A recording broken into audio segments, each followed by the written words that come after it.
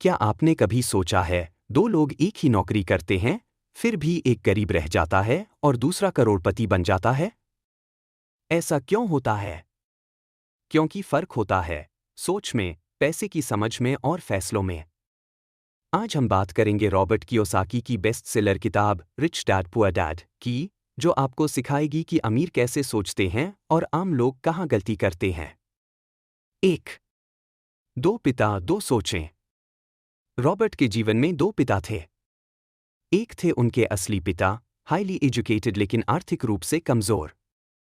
और दूसरे थे उनके दोस्त के पिता, कम पढ़े लिखे लेकिन करोड़पति। गरीब पिता कहते थे, पढ़ाई करो, नौकरी करो, सुरक्षित रहो।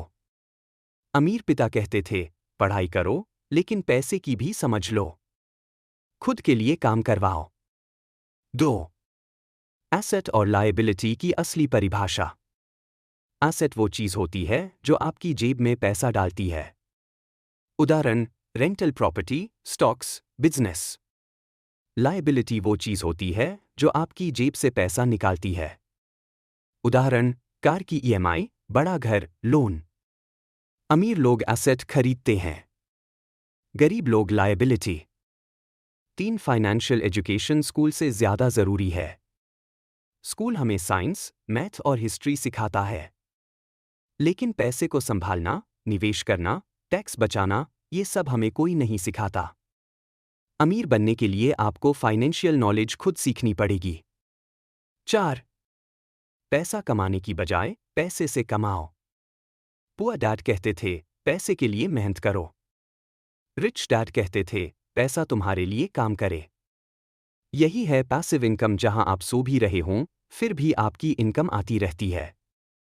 5. डर और रिस्क से मत डरो। अमीर बनने के रास्ते में सबसे बड़ी रुकावट है डर और असफलता का डर। रिच डैड सिखाते हैं, गलतियों से सीखो, स्मार्ट रिस्क लो और आगे बढ़ो। निष्कर्ष, रिच डैड पुअर डैड हमें सिखाती है कि अगर सोच बदलो तो जिंदगी बदल सकती है। सिर्फ नौकरी नहीं, बल्कि निवेश, फाइनेंशियल एजुकेशन और सही फैसले ही अमीरी की चाबी हैं। Call to action. अगर आपको ये वीडियो पसंद आई हो तो लाइक करें, कमेंट करें, अब पैसे मेरे लिए काम करेंगे, और सब्सक्राइब करें ऐसे ही दमदार फाइनेंशियल कंटेंट के लिए। अगली वीडियो में बात करेंगे द इंटेलिजेंट इन्वेस्टर की, निवेश के भगवान की किताब, सिर्फ आपके लिए।